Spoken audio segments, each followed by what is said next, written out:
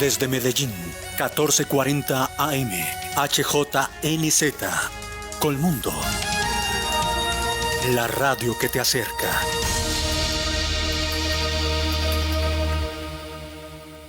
El siguiente programa es responsabilidad de sus realizadores.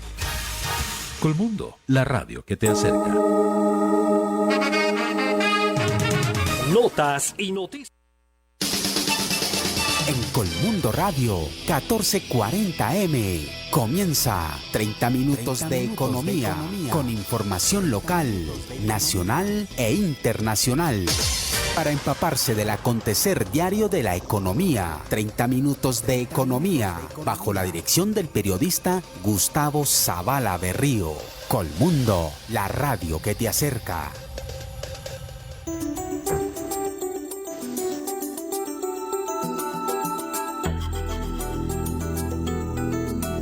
Buenas tardes, bienvenidos a la emisión 276 de 30 minutos de economía.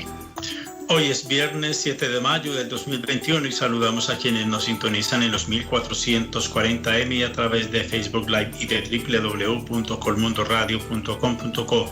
Además, los invitamos a que nos sigan en las redes sociales de Facebook y de YouTube como 30 Minutos de Economía y en Twitter como @30 Minutos de Economía. Comenzamos con los titulares de esta emisión. El sector de la salud pide a los manifestantes permitir el paso de la misión médica para no agravar la situación por COVID-19. Gasnova, gremio de gas, insistió en que con corredores humanitarios se podrán abastecer millones de hogares del gas para cocinar. En abril, el volumen útil de los embalses de energía creció 5% respecto a marzo, a más del 62.81%, reportó XM. En 2020 se redujo el número de personas que hacen parte de la clase media y alta por causa de la pandemia. Jóvenes antioqueñas lograron becas para sus estudios universitarios de la mano de BBVA y de Banca Mía. Espere la sección Chucho lo sabe con el periodista Jesús Antonio Vargas Marín. El precio de la carga de café pergamino seco de 125 kilos pagado en las cooperativas de caficultores del país disminuyó en promedio en 31,000 pesos a 1,409,000. En la bolsa de Nueva York, la libra del grano también cayó a $1.52. La tasa de cambio perdió 34 pesos y se cotizó en promedio en 3.764 tras mover en la sesión 1.037 millones de dólares. En la Bolsa de Valores de Colombia se negociaron en acciones 90.642 millones de pesos. El título de Bancolombia fue el más transado con 15.032 millones. El más valorizado Éxito, 13.74% a 12.580 pesos. Y el más depreciado Fabricato, 8.28% a 4 pesos con 10 centavos. Los índices de la bolsa subieron, el de capitalización 1.21%, liquidez 1.45% y el colir 1.30%. El precio del petróleo WTI aumentó 0.3% a $64.90 y el del Brent subió 0.44% a $68.30. Al aire, 30 minutos de economía. Dirige Gustavo Zavala Berrío. El sector salud, representado en la ANDI a través del Comité de Aseguramiento en Salud y de las cámaras sectorial de salud de la industria farmacéutica, de dispositivos médicos e insumos para la salud y de gases medicinales e industriales, llamó a seguir evitando las concentraciones masivas a través de las manifestaciones para no agravar más la situación de salud por causa de los contagios del COVID-19.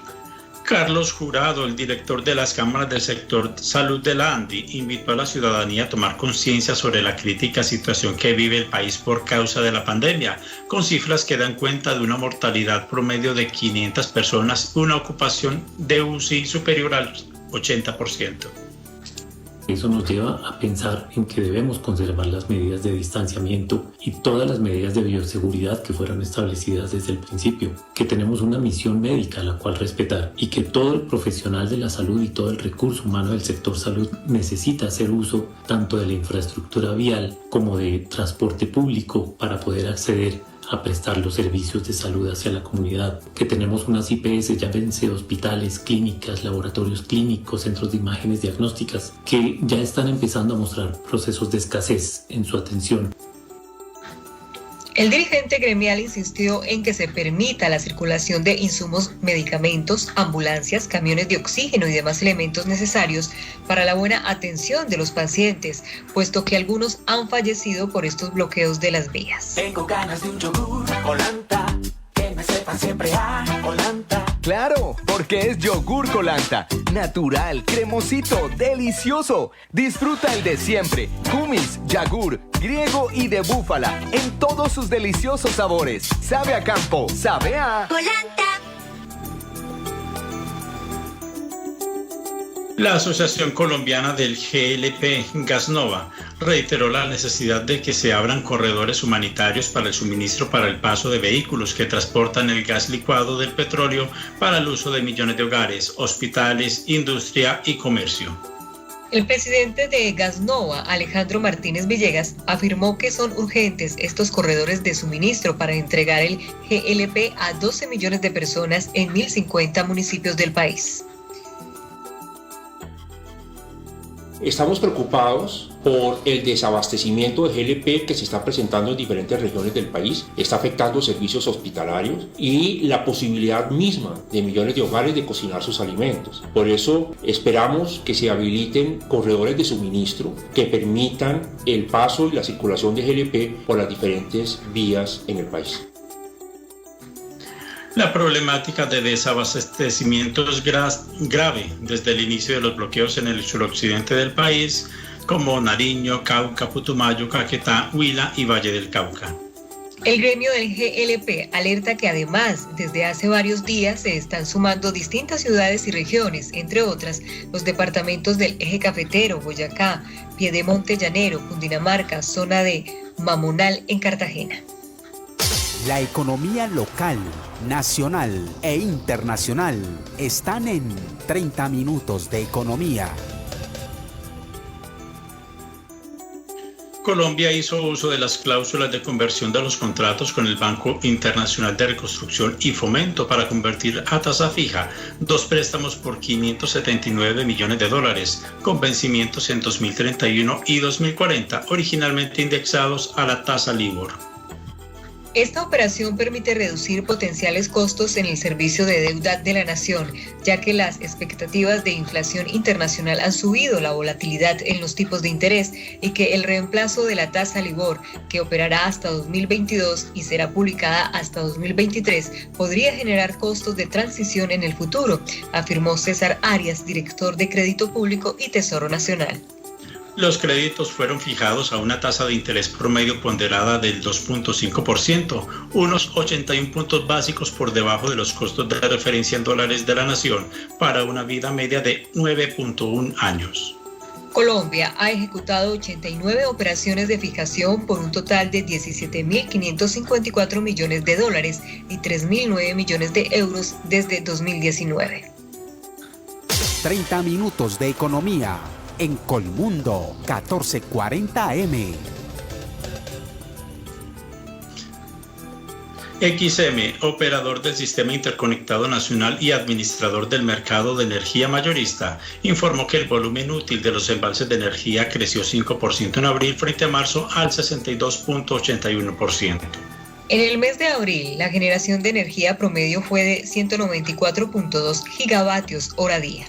La región con mayores aportes hídricos fue Oriente con el 143% y le siguieron Caribe con el 137% y Antioquia 108.7%.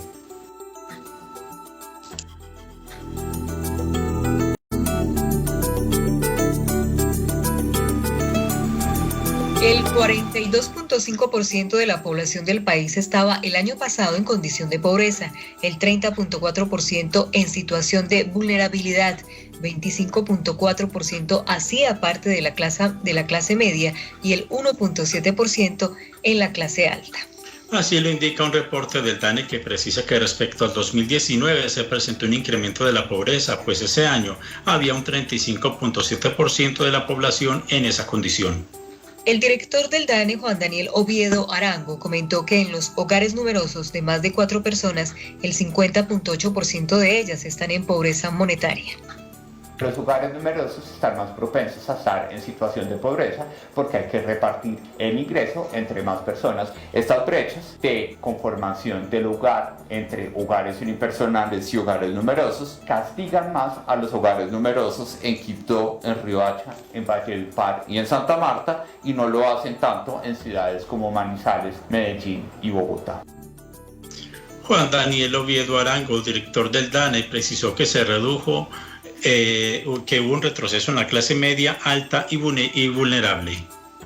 Las personas que residen en hogares de ingresos altos, es decir, la minoría consolidada, que en 2019 correspondió a apenas un 2.2% de la población, se reduce a un 1.7%. Por otro lado, estamos viendo que mientras el 30.1% de la población nacional en 2019 entraba dentro de la categoría de clase media, llevó a una reducción de esa participación al 25.4%, con lo cual aproximadamente 2.2 millones de personas salieron de esta clasificación. Mientras tanto, para la población vulnerable estamos viendo un retroceso de 1.6 puntos porcentuales. El 30.4% en 2020 se encontraba en situación de vulnerabilidad. En Colombia, la clase media la conforman quienes tienen un ingreso per cápita al interior del hogar entre 653.781 y 3.5 millones de pesos al mes. La alta, más de 3.5 millones. La población vulnerable es aquella con un ingreso per cápita entre la línea de pobreza y 653.000 pesos al mes. De esta manera, entre la población ocupada, 6 millones de personas son consideradas pobres, 6.4 millones vulnerables, 6.8 millones clase media y 533.745 de clase alta. En Medellín, el 32.9% de la población es pobre, 20.5% vulnerable, 43% clase media y 3.6% clase alta. En 2020, el 42.5% de la población del país estaba en pobreza monetaria, desde el 35.7% del 2019, mientras que la pobreza monetaria extrema subió al 15.5%. 30 minutos de economía en Colmundo, 1440 AM. En lo que resta de 2021 y en 2022, la inflación total seguirá siendo afectada por unos amplios excesos de capacidad productiva, aunque menores que los estimados en enero. De esta manera, el equipo técnico del Banco de la República señaló que para finales de ambos años el pronóstico de inflación aumentó y se ubicaría alrededor del 3%, en buena medida por cambios en los precios de los alimentos y de los regulados. En el segundo semestre, los alivios de impuestos indirectos registrados en 2020 se revertirían y tendrían un efecto por una sola vez sobre el nivel de precios, impactando transitoriamente la inflación SAR.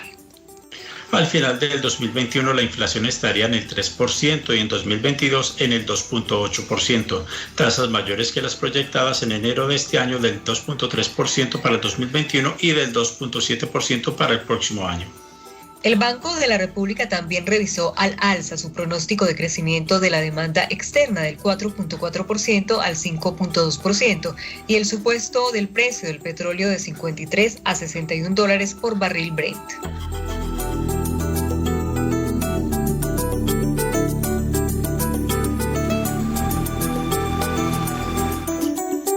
A mí, deme un vaso lleno de leche Colanta, de los campos y sabanas de fincas colombianas, porque la leche Colanta es 100% del campo colombiano.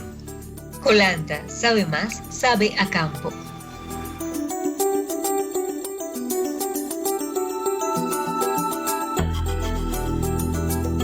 Llega el periodista Jesús Antonio Vargas Marín con su sección Chucho lo sabe. Don Jesús, muy buenas tardes. Muy buenas tardes, Diana, Patricia y Gustavo, así como a la audiencia de 30 minutos de economía. Por estos días el buen precio del café con un promedio de 1.400.000 pesos por carga de 10 arrobas nos lleva a pensar si ahora se podrá vivir una bonanza, así sea de poco tiempo. Vender bien el grano cultivado con esfuerzo y paciencia es una recompensa para el campesino que madruga a su frente de trabajo o al corte, como se acostumbra a decir en lenguaje coloquial. Colombia produce 14 millones de sacos al año y son más de 500.000 las familias que en 900.000 hectáreas producen un café que se considera entre los más suaves del mundo. El momento de ahora, cuando a veces se requieren recolectores para la cosecha de abril y mayo, no se pierda. Lleva a recordar tiempos de vacas flacas cuando la carga no se vendía ni a 600.000 pesos y con esa cifra no se cubrían los costos de producción. En la mente están los tiempos previos a la llegada de 1970, cuando la carga llegó a subir a 900 pesos de la época y de ahí fue evolucionando. En 1970 la carga se vendía a 1.320 pesos, en 1980 la pagaban a 8.733, en 1930 eran 75.500 pesos, en mayo del año 2000 354.000, en mayo del 2010 677.000 y en abril del año pasado 1.200.000 pesos. ¿Y se puede comparar con el precio del oro? Tal vez sí, porque en este último año la minería de oro ha tenido buenos tiempos, con onza cotizada entre $1.700 y $1.800 en el mercado internacional. La diferencia está en que el café se coge de unos palos al sol y al agua. Al café le conviene mucho tiempo soleado que se combine con lluvias que no sean tempestades. Y con el oro, en su mayor parte hay que remover demasiado la tierra y lograr que por cada tonelada se consigan unos gramos del brilloso metal. Con Jesús Antonio Vargas, este es el informe para 30 minutos de economía. Muy buenas tardes. Muy buenas tardes y muchas gracias, don Jesús. La venta de Internexa por parte de ISA, que tiene como banca de inversión a Citibank, avanza de acuerdo al cronograma. La aprobación correrá por cuenta del Consejo de Ministros, que se espera se dé la primera etapa en los próximos 2 meses, aseguró el presidente de ISA, Bernardo Vargas. Esos pasos están iniciándose. Esperamos que esos pasos que tienen que mediar primero por un Consejo de Ministros sigan a que la primera etapa pueda acontecer en los próximos 2 meses y de todas maneras esperamos acabar con el proceso completo para fin de año. Esa es como la intención y estamos muy comprometidos con eso. Pensamos un momento muy interesante en los mercados y tenemos claro que es lo mejor para el grupo y lo mejor para Internexa. Por su parte, Carolina Botero Londoño, vicepresidenta de Finanzas Corporativas de ISA, destacó el aumento de los ingresos por actualización del IPCA en Brasil, con impacto favorable de más de 86.000 millones de pesos, entre otros aspectos. Adicionalmente, se dieron mayores ingresos en Colombia por la entrada en operación de convocatoria SUBME, mayores servicios de conexión y mayor IPP. Todos ellos tuvieron un impacto positivo de más de 35.000 millones de pesos. La entrada en operación desde finales del 2020 de varios proyectos en Colombia, Perú y Chile representaron ingresos adicionales por 6.500 millones. También tuvimos mayores ingresos en el negocio de concesiones viales por 105.000 millones de pesos. Al cierre de marzo, los ingresos operacionales de ISA crecieron 14.3% a 2.4 billones de pesos, el EBITDA 14.3% a 1.5 billones con un margen de 63.8% y la utilidad neta avanzó 34.2% a 507.935 millones. A marzo, la deuda financiera consolidada de ISA ascendió a 24.2 billones de pesos, 6.4% más que en diciembre del 2020. La economía local, nacional e internacional están en 30 minutos de economía. Entre enero y abril aumentó un 45.1% la matrícula de motocicletas nuevas en Colombia respecto a igual lapso de 2020, al llegar a 212.098 unidades.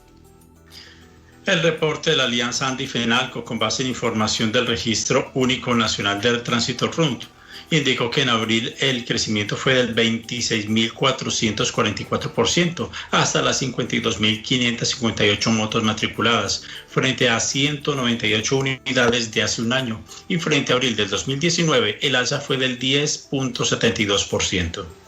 Respecto a marzo de 2021, la matrícula de motos se redujo 12.94%.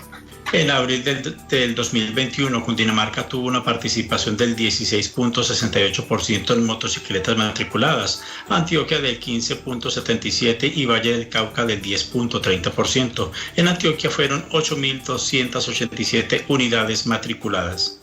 Las empresas con mayor participación en el mercado de motos en abril fueron Yamaha con 17.56%, Auteco Mobility 14.97%, Grupo UMA 14.76%, Corbeta 14.13% y Honda 12.83%.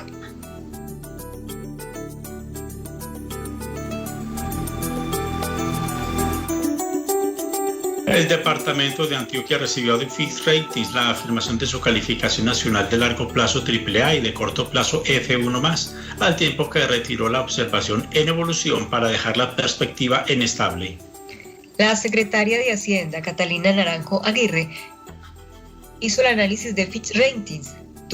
Dijo más bien que tuvo en cuenta la transformación de la fábrica de licores de Antioquia en empresa industrial y comercial del Estado. La escala de calificación de largo plazo AAA indica la máxima calificación que asigna Fitch. Esta calificación se asigna a emisores que tienen la más baja tasa de riesgo. Y la escala de calificación de corto plazo nacional F1+, indica la más fuerte capacidad de pago oportuno. Es decir, ambas calificaciones reflejan la sostenibilidad financiera que tiene el departamento de Antioquia. La calificadora hizo una revisión y encontró que la transformación de la FLA tiene un efecto neutro en las finanzas del departamento. Por lo tanto, han ratificado la calificación que siempre se ha traído. La calificadora considera que el departamento de Antioquia tiene un perfil de riesgo en rango medio-bajo, la solidez en los ingresos, la sostenibilidad de los gastos, la sostenibilidad de sus pasivos y la liquidez hacen que se considere en un rango medio. La economía local, nacional e internacional están en 30 minutos de economía.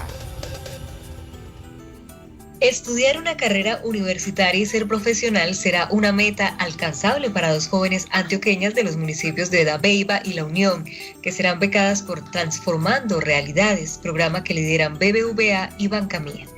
Ambas jóvenes, hijas de microempresarios, hacen parte de las 5 beneficiadas entre más de 600 inscritas para estas becas. Alejandra Huitrago estudia veterinaria y zootecnia en la Universidad Visión de las Américas de Medellín, pero quien tuvo que irse de la finca en La Unión, Antioquia, donde ha vivido toda su vida, a la ciudad por problemas con la conexión a internet. Desde muy pequeña, para mí, mi sueño y mi vocación siempre ha sido ser veterinaria. No solo por el hecho de haber sido criada aquí en el campo, sino porque toda la vida he amado los animales y la naturaleza. Me considero una apasionada por estos seres, porque a pesar de que son seres que no pueden hablar, nos lo brindan todo. De la naturaleza nos alimentamos y los animales son esos ángeles como que nos lo brindan todo. Entonces quiero cumplir mi sueño porque quiero ayudar a mi familia, y no solo a mi familia, sino a muchos campesinos que así lo necesiten. Impulsada por el trabajo de su mamá en Dabeiba, una microempresaria de la confección que organiza bodas y eventos, Kelly Zapata optó por estudiar el diseño de modas. Mi mamá se encarga de confeccionar prendas para dama, más exactamente. También nos confecciona a nosotras personal, o sea que por esa parte es un alivio económico. Y ahora estamos con un proyecto que es prendas para vestidos de quinceañera, grados, novias, primera comunión, etc. Estamos programando eventos, ¿cierto? Y nos pagan por ir a organizarlos, incluso muchas veces los hemos dirigido, la organización, el protocolo, también vendiendo las prendas y haciendo motivos de 15, que de eso me encargo yo. Debido a la pandemia, tanto Alejandra Huitrago como Kelly Zapata están haciendo sus estudios de manera virtual. 30 minutos de economía en Colmundo 1440 AM. Los propietarios de edificios siniestrados e implosionados quedarán exentos del pago del impuesto predial. Esto será posible una vez el Consejo de Medellín apruebe el proyecto de acuerdo presentado por la Administración Municipal por el que se beneficiarían unos 6.000 contribuyentes, explicó el subsecretario de Ingresos, Henry Alejandro Morales, quien además dijo que también se beneficiarían unas 11.000 personas que están en pobreza oculta. Todos estos contribuyentes podrán acceder a la exención sin necesidad de que se hayan instaurado acciones legales, por ejemplo, en contra de la constructora o en contra de implicados en los daños de esas infraestructuras. Pero también se ha extendido el beneficio para acceder a exención a lo que los estudios sociológicos han denominado como pobres ocultos. Los pobres ocultos son todos estos contribuyentes mayores de 60 años que devengan menos de un salario mínimo y que pertenecen a estratos 4, 5 y 6 y que tienen como único predio un inmueble sobre el cual se les cobra el impuesto predial. Se espera que en los próximos días este proyecto de acuerdo sea votado por los concejales de Medellín.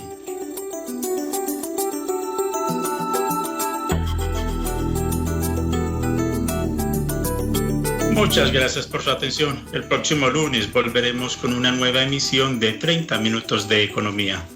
Les acompañamos en la lectura de noticias Gustavo Zavala Berrío y Diana Patricia Nieto Gallego. Feliz fin de semana para todos ustedes.